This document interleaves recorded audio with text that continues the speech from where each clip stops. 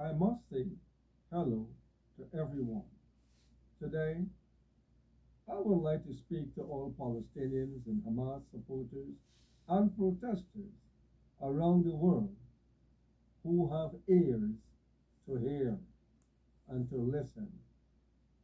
Do not protest for what you are not aware of or conscious of or what you are not fully aware of. Do not protest what you do not have knowledge about.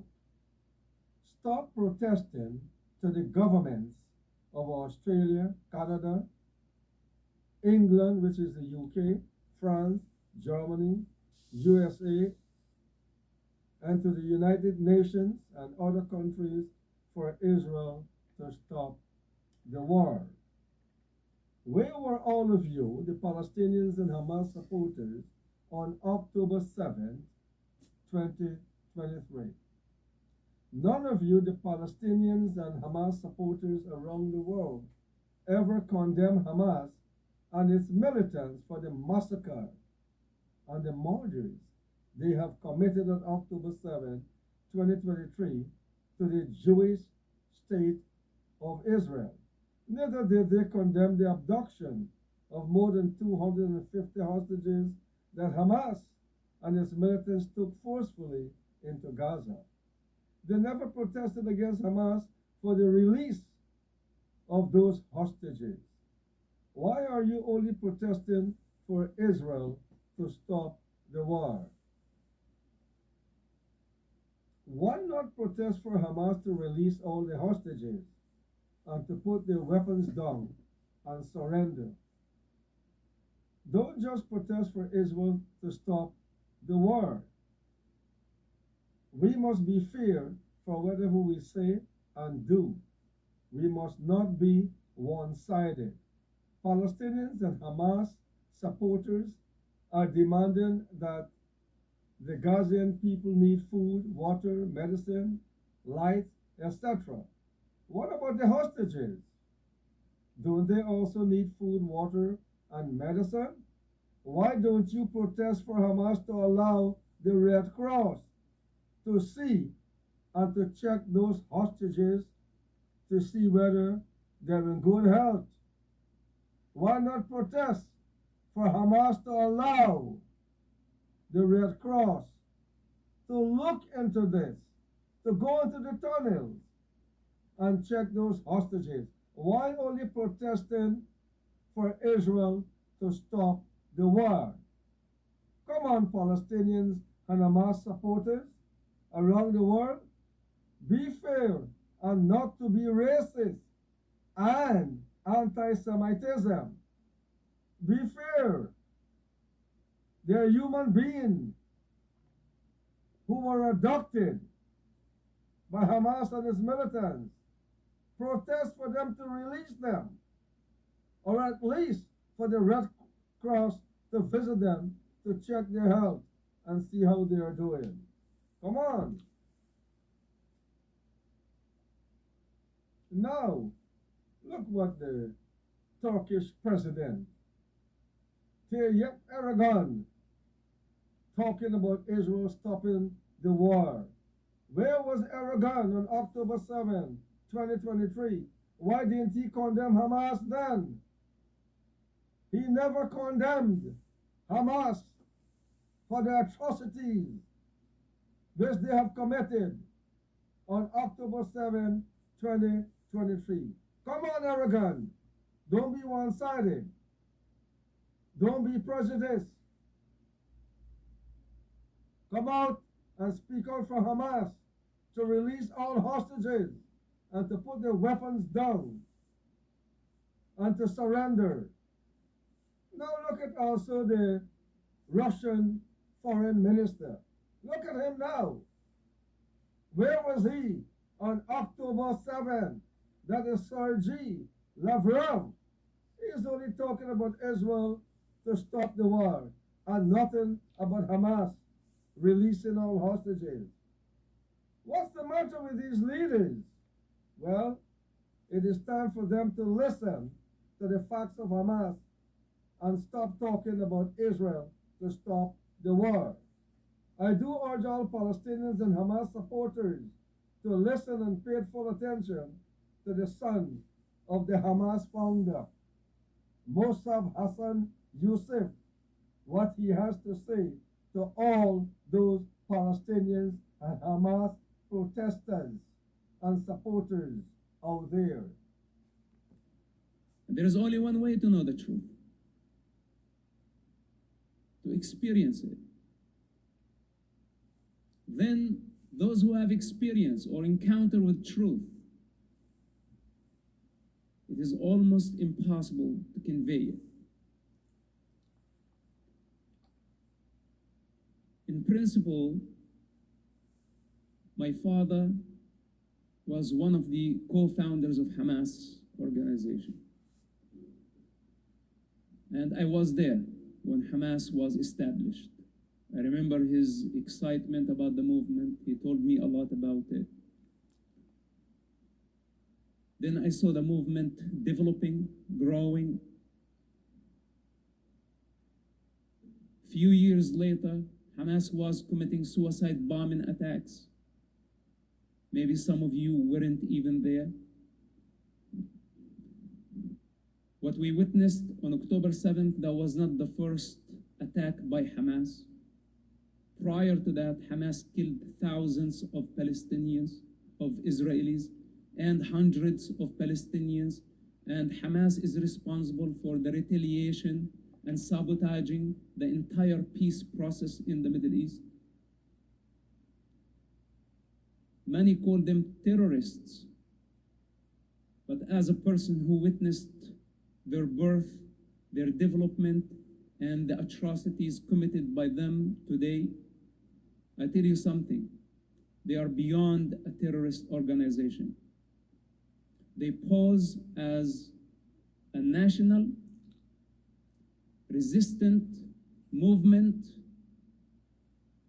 with the intention to liberate what's so-called Palestine. And I think this is Hamas' first lie, because they are not a resistant movement. Hamas is a religious, ideological movement raging a war, a holy war, against a race, against a nation. They are not a political party. If they were a political party, then they would believe in political borders. But they want a global state. So there is no such a thing as Palestine to Hamas movement. And all the pro-Palestine group, which of course they have the right to express themselves. I'm not against freedom of speech, that everyone have their own independent opinion, but unfortunately they are given directly and indirectly support to a savage group that just committed genocide against entire communities. They wiped out everything in their way, killing children, women, raping, burning, systematically, ethnically cleansing a race only because they are Jewish.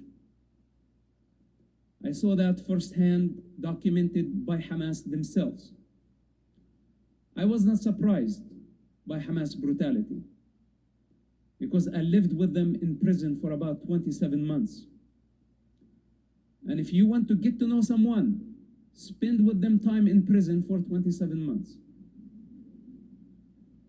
They tortured Palestinian people, and that was in Israeli prison, because Hamas had suspicion that some Palestinians gave information to the Israeli intelligence, so they didn't know who was, and they tortured many people in the process. During the time I was spending in prison, especially the first imprisonment, dozens were killed and tortured on the hand of Hamas. But October 7, that was completely different.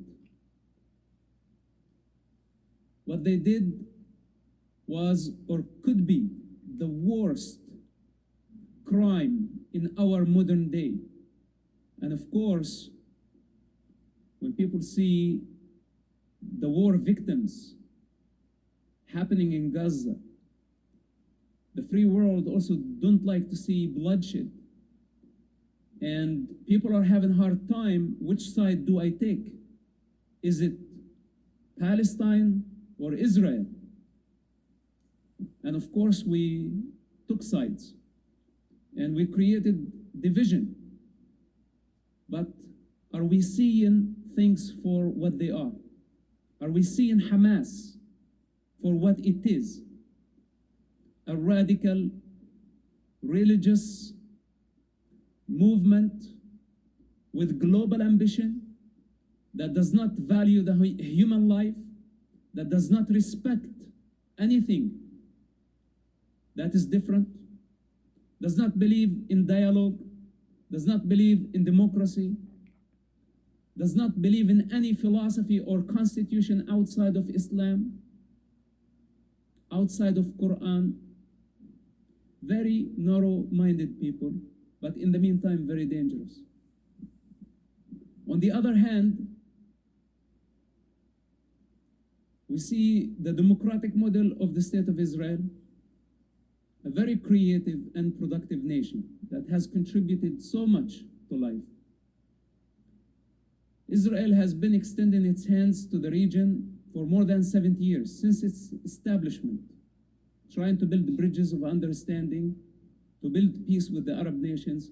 But the Arab nations insisted since 1948, since the establishment of the State of Israel, to annihilate the State of Israel first, before they establish an Arab state.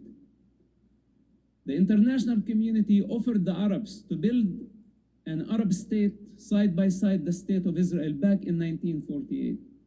But the Arabs refused. They came back in 1967 with the intention to annihilate the State of Israel, and they failed. Israel was extremely outnumbered by the Arabs.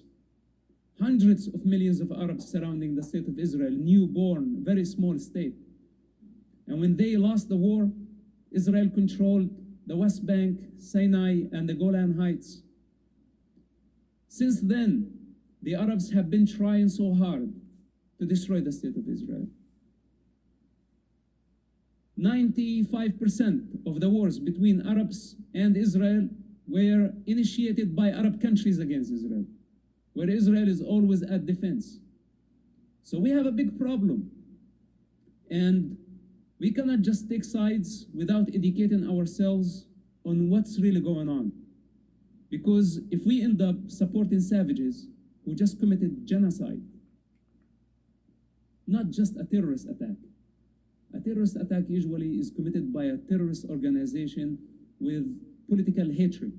This is what motivates them. But to go and ethnically cleanse more than 20 communities, killing everything in your way, and everything is documented. This is what Israel suffered on October 7th. And this cannot be compared to the war victims in Gaza. And we cannot compare it by saying, okay, we have here 1,500 victims, and there we have 10,000 victims. And by the way, all Hamas statistics, not to be trusted. None of their statistic is accurate. And many of their footage came from Syria. Old videos taken in the Syrian civilian war that they say this is from Gaza. And in many of it is fake, because this is their propaganda. And who to blame? The free world started to blame Israel for the war victims in Gaza, but no one is condemning Hamas for taking their own people as human shields. And of course, in my case, I'm not surprised, because even my own father, when he had to choose between Hamas and his oldest son, he chose the ideology. He sacrificed me. He told the whole world, you can kill him. I am not his father, and I will not come after you. So if you want to ask me about how how much they care about children, their own children. Golda Meir at some point said, when Arabs love their children more than they hate us, there could be a chance for peace. It's a very true statement. And I'm fed up and tired of this entire conflict, just blind hatred towards people who are just trying to coexist in this region. And we're not talking about criminals who came and stole the land. We're talking about legal migrants came under the British mandate in the past century, and they were able to develop the country so fast that they went ahead all Arab countries combined with almost no resources, because the Jewish nation believes in education. And this is their secret. After many years of studying the Jewish people, traveling throughout the world, meeting with their communities everywhere, I saw one thing in common that gives them power, and that's education. While unfortunately, the other side is inciting, teaching children hatred, teaching generations to blame, with corrupt leadership that never took responsibility for anything. So when we look at the origins of this suffering and this conflict, we cannot just see, okay, I'm pro this, I'm anti that. No, it's a lot more complicated. And it's very important for us, before we take sides, that we understand, are we on the side of truth or are we on the side of falsehood? And there is only one truth in this situation. And if it's true, whether if it's true or not, you cannot say nearly true. It has to be 100% true, and everything outside that is false. So I can go on and on for eternity.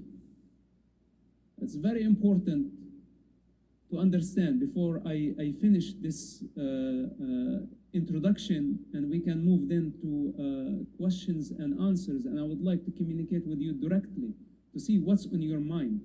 And I hope that I will be able to satisfy your curiosity. But before we go there,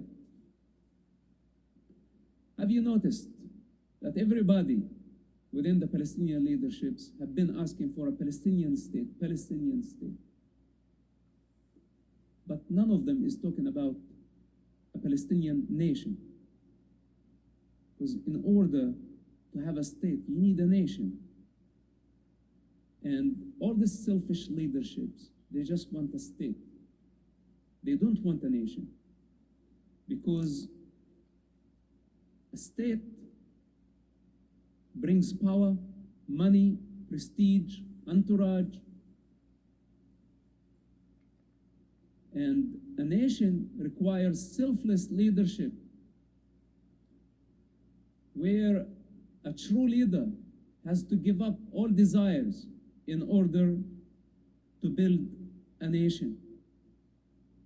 It's totally the opposite.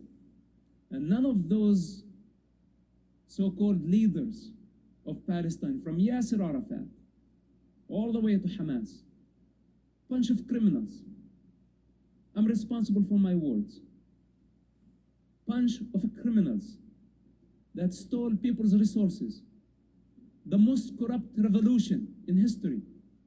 It's not in their interest to end the conflict because they profit out of it. They know only how to thrive in chaos. They don't know how to create, how to build. They don't like order. If there is no conflict, there is no need for them. This is why it's in their interest to keep it going for eternity. You can give them all the solutions in the world and they will reject it.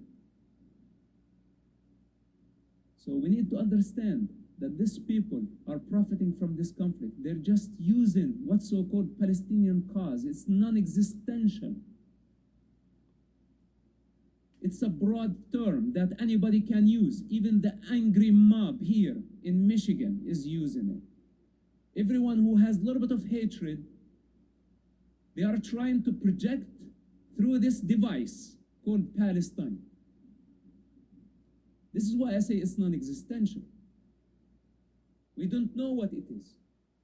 Anybody from Putin to Mexican cartel dressed up like Hamas, projecting Hamas. Because hate is an ideology. And this is what's in common between them and Hamas.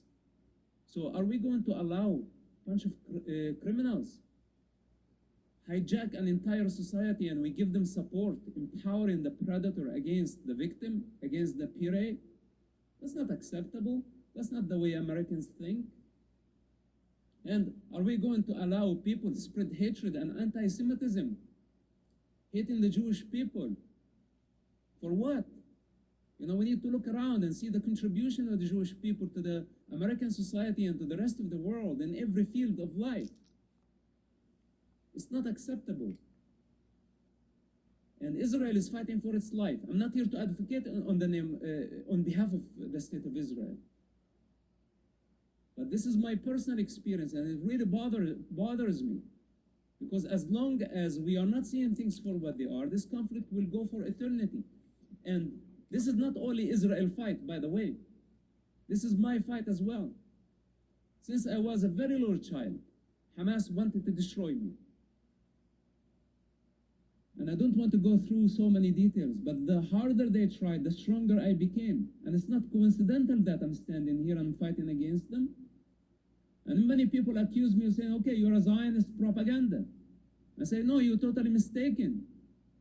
Maybe me and the Zionists and Israel have something in common to destroy Hamas, to eradicate them, because they are very dangerous. And they are going against the evolution of life, of humanity. They don't value the human life. They want me dead. They want Israel dead. They want the United States dead. What else does need to be said about Hamas? I cannot believe that we are even discussing this. But this is the reality of the situation. And again, I think this is enough for now. Enough introduction. I appreciate it. Thank you very much.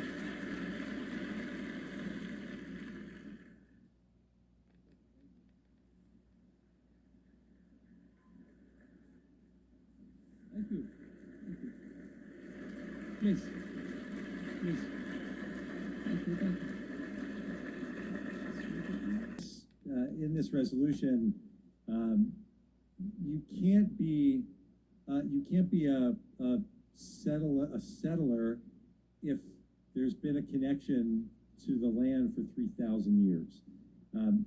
The story of the modern state of Israel is perhaps the best story of liberation of the people in its land, having existed there through all of the different ruling parties who have been there all the way through the Ottoman Turks and then the British until the creation of Israel, the modern state of Israel. I think it's important to remember that. I think it's important just in terms of genocide. I think I talked about that before. It's really pernicious to suggest that the actions taken by Israel in self-defense in response to this truly genocidal organization don't take it from me, as Mosab points out, that the Hamas charter itself calls for the destruction of Israel and the massacre of Jews. It's a genocidal organization Israel is defending itself against. That's a really important fact. And Israel is an apartheid state. It's been thrown around for a long time. It completely ignores the fact that that the state of Israel is majority minority. It's not a white colonialist state. It's a state that is majority people of color. Those are just important facts that can't be ignored, and it's why I think this is so important. While I'm at it, if I could just quickly touch on some of the others that I know happen here on campus. When you're chanting intifada, intifada, and you're doing it at any time, but especially after what happened on October 7th, and you're out there chanting something that for so many of us immediately triggers the second Intifada, when 1,000 Israeli civilians were killed by suicide bombers in cafes and on buses and at Passover Seders and at hotels all around Israel. That kind of language isn't political speech. And when people talk about March chanting from the river to the sea, again, I'll turn it over to you. From the river to the sea, what does that mean? Well, it means from the river to the sea, Palestine will be free. Free of what? Free of Jews. That's what that means. It envisions a land free of Jews in which the Jews are pushed into the sea, quite literally. Totally consistent with Hamas's aims, as Mosab said. To add to your point, whether if Israel is an apartheid state or not, it's the most idiotic question out there. First of all, like for example, we have 1.6 million Arabs in the state of Israel. That's a huge percentage. They have representatives in the parliament, the Israeli Knesset. Arabic, the language Arabic, is an official language in the state of Israel. Arabs, Bedouins, they participate in the army, in the special forces, in the intelligence. And hate is a crime against minorities in Israel. And it's not only Arabs are minority in Israel. We have Druze, that's another Muslim religious sect. We have Christians. People practice yoga. There are all type of, no, like literally, you go to Tel Aviv, you'll find thousands of people doing yoga all at once. The Israeli kitchen is from every corner in the Arab world, from Morocco to Yemen to Iraq. And there's so many also Jewish people who came from Arab countries. They were forced to relocate after the establishment of State of Israel. They were kicked out of the Arab world. You rarely find a Jewish community in the Arab world. And all these hundreds of thousands of Jews lost their property, everything, and they had to come to Israel. So they brought with them a lot from the Arab culture. They're part of the Middle East, fundamental part of the Middle East, and they can coexist. In fact, many of them are more Arabs than the Arabs themselves, with a much better understanding of life. So to say that Israel is an apartheid state,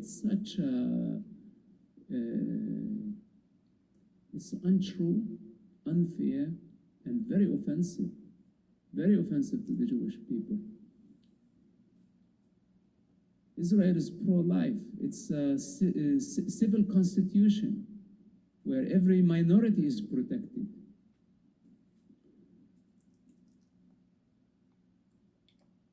I can go on and on and on with many stories of what Israel stands for. The humanitarian aspect of Israel, if I to compare it to any surrounding Arab country. So to vote on such a thing and to have it sponsored by the dean of the State of Michigan University, I think this is, it was very hard for me to believe it, because it's very similar to something like, how about we vote on rape? Also, why not? If it's a matter of opinion and the opinion of a majority, we can just vote. And if a majority of people say, oh, rape is okay, then it's not a crime anymore. There are certain things that we cannot vote about. They're just common sense, that we know that the truth of the State of Israel is democratic, it's civilian constitution, it believes in a human value, it believes in diversity, it protects the rights of minority. End of the story. The United States of American government understand the reality on the ground. Intelligence services, they know. European Union, they know. So since when some group, we don't know who they are, we don't know what's their motive, we don't know who's actually mobilizing them down the street, a mob that force such a respectful educational institution to vote on such a thing. It's absurd. I cannot believe that people have to make choice within 2 or 3 days to say yes or no. So I hope that you got my picture. Well, I think dialogue is what we need. In fact, tonight I would have been a lot more comfortable if I had an opponent from the what's so-called pro-Palestine movement, and I called them out for a debate, because I think dialogue is the best way. It's not being angry, and it's not projecting hatred towards a minority. It's through dialogue. If they really believe in their truth, then it's better that they sit and let's talk about it. And I invite all of you to talk to them if they are willing to listen. And many people are in denial, and it's very hard to rationalize with them. You know, like Israel hit a dead end with Hamas because Hamas does not believe in dialogue. Hamas did not want to drop their idea to destroy the state of Israel. So how can you sit down with such a group who wants to annihilate you? In principle, if they believe in your existence, then you can sit down with them. That's why democracies should never negotiate with terrorists. This is a principle. Why? Because terrorists don't believe in dialogue, don't believe in the foundations of democratic model.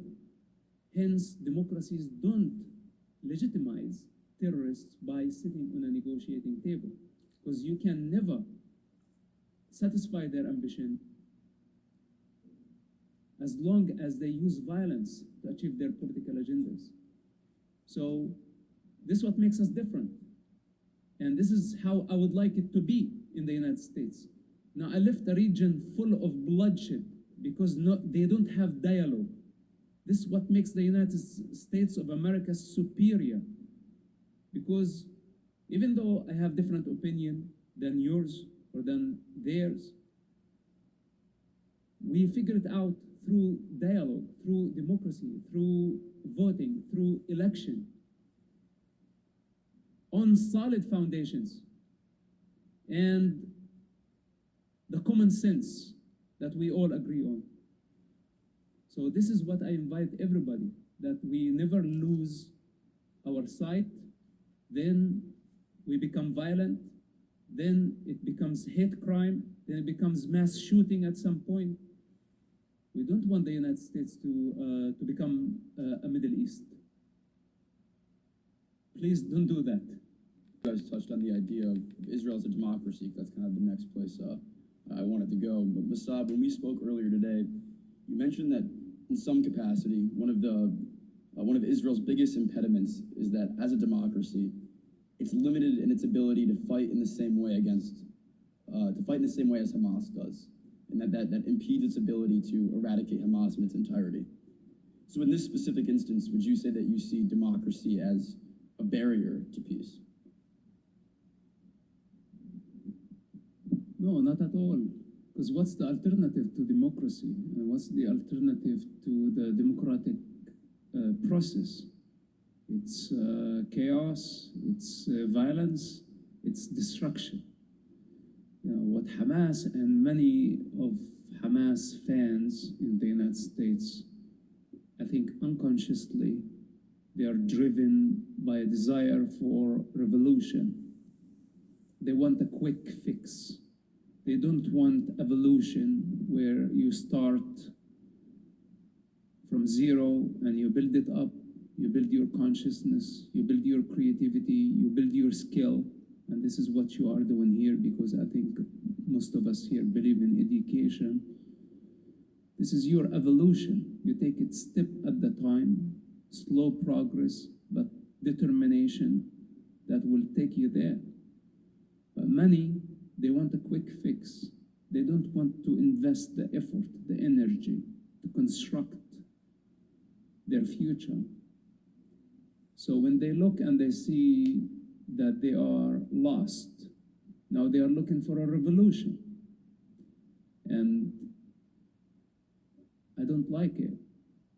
I think for the 21st century, we arrived at understanding that evolution works and slow progress is great. And we live in a dependent existence. So all this hatred, let's go, let's kill them, they're the bad guys, you know, and taking sides and expressing rage. This is not the way, because they pay the bill in blood. This is what revolution does, and this is Hamas mentality and many other revolutions around the world. Call it Palestinian, call it Che Guevara, call it Fidel Castro, call it communism, whatever it is, it didn't work. I like the American model. So democracy cannot be an obstacle in the way towards peace, but democracy cannot coexist with narrow-minded people who believe only in violence to dominate. This type of individuals, as long as there is a human society and there is a human condition, we will have this type of individuals. Throughout the centuries they exist today, and they will exist tomorrow. That they are lazy, that they love to blame, and they don't like to take responsibility. Delusional, they don't see things for what they are. Why do we educate ourselves? Why do we adapt Plato and Socrates and the Greek philosopher approach towards the human problem? This is democracy. Because when we don't see things for what they are, we put them to practice for a term, 4 years, 6 years, and if the theory doesn't work in practice, we drop the theory, we move on, or we adjust. That's the democratic approach. And I prefer this, because the alternative means chaos, violence, confusion, hatred, where nobody is safe to go anywhere. Democracy is not perfect, and democracy is in fact a cure. It's like a medicine for something called the human condition, that we don't see things for what they are. So democracy is a solution. It hasn't solved the human condition or the human problem, but I prefer a climate where democracy is dominating, not a bunch of savages who want to dominate, have limitless lust to dominate territory, humanity, power. There is no room for this type of individuals, and I think all democratic models around the world, in the United States, in Israel, and in Europe, wherever they are, should be united, fighting united against any savage group to prove them wrong, that humanity is united against this type of narrow-minded people, radical savages who want to destroy, steal, and dominate. It's not acceptable. So democracy isn't the problem. Democracy, in my opinion, is the solution for this. But war is the only way to move toward peace. Quote, war is the only way to move toward peace between the Israeli government and the Palestinian people. And so to that end, how do we, as Americans or as supporters of Israel, advocate for war, knowing that that might will likely only bring more loss? Many people are mistaken if they think you can achieve peace all the time through dialogue. When dialogue, negotiations, reason, rationality come to a dead end, then there is nothing left but the use of force. For 17 years, Israel extended its hand to Hamas, the international community, especially the United States, encouraging Hamas to drop their idea of annihilating the state of Israel. It was the condition that you cannot be part of the peace process without dropping your idea to annihilate a race. And Hamas could not do that, to accept Israel's right to exist.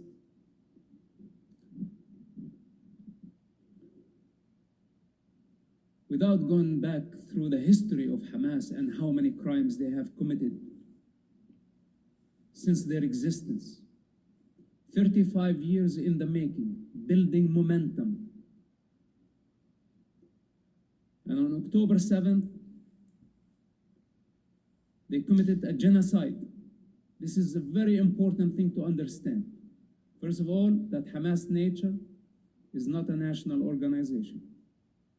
It's only using a national cause called the Palestinian cause, and a very broad term.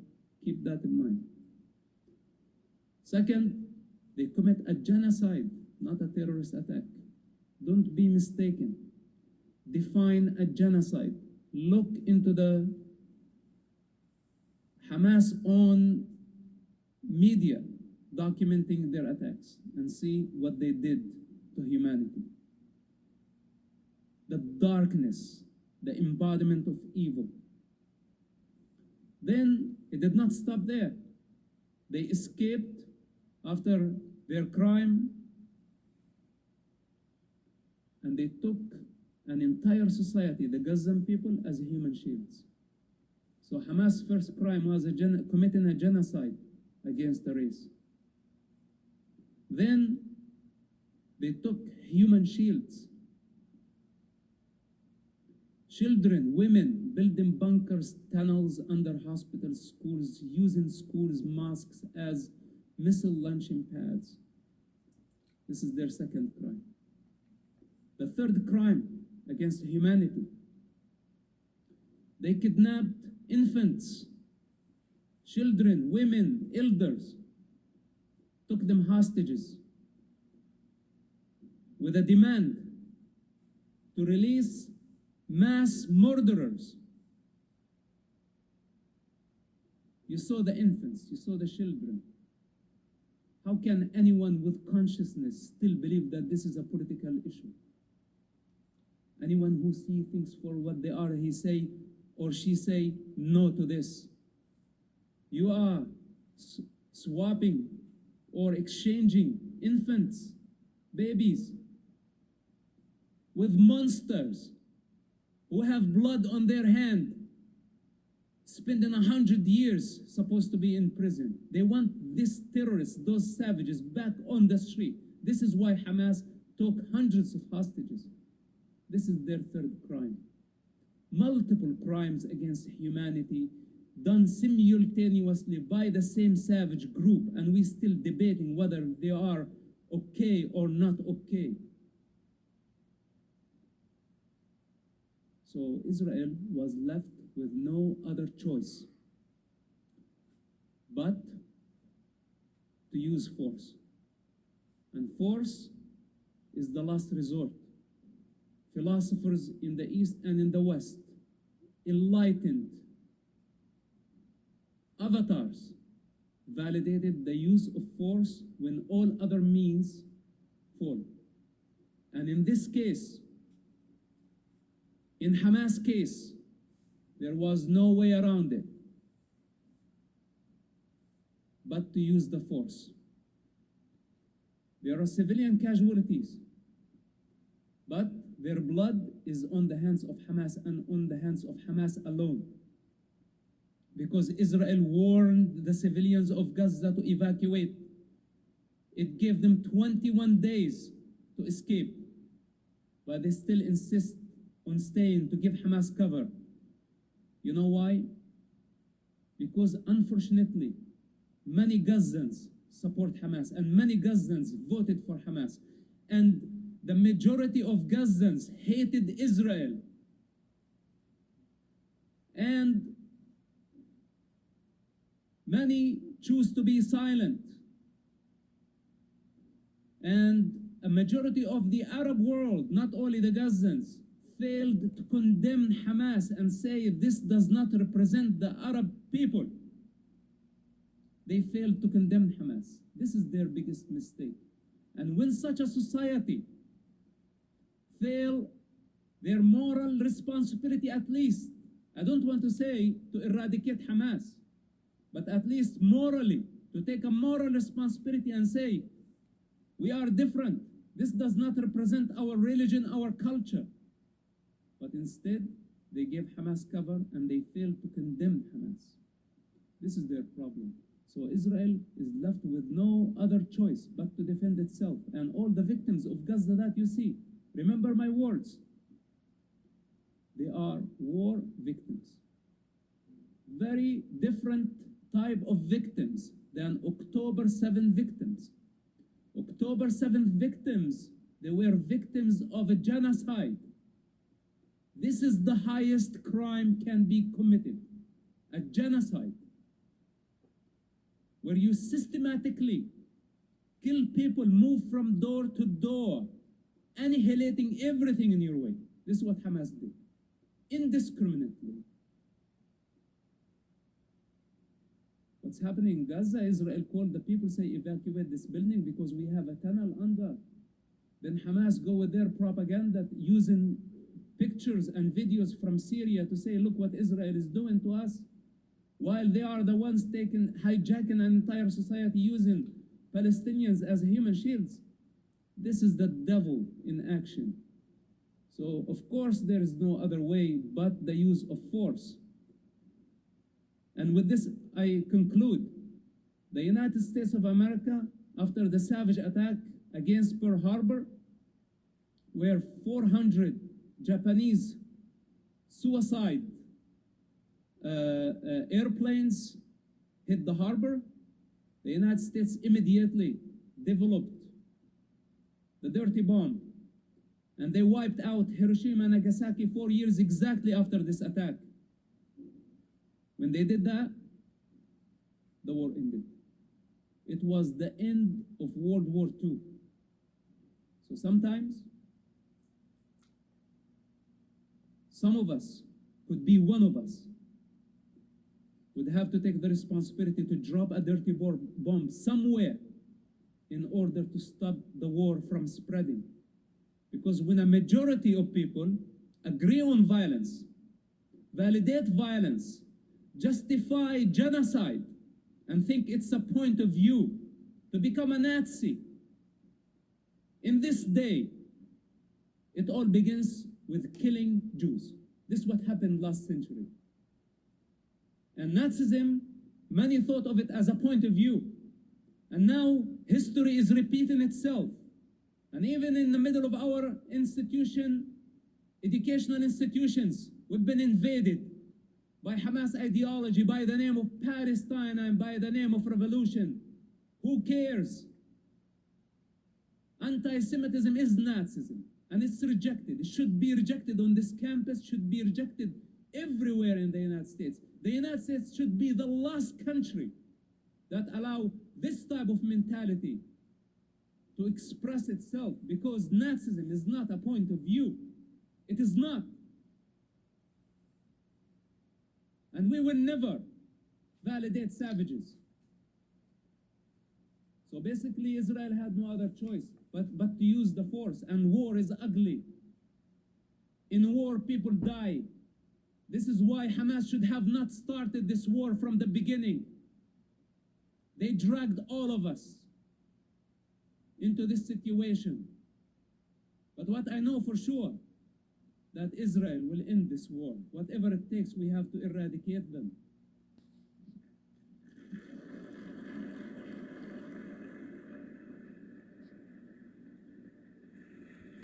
I appreciate it. Thank you very much.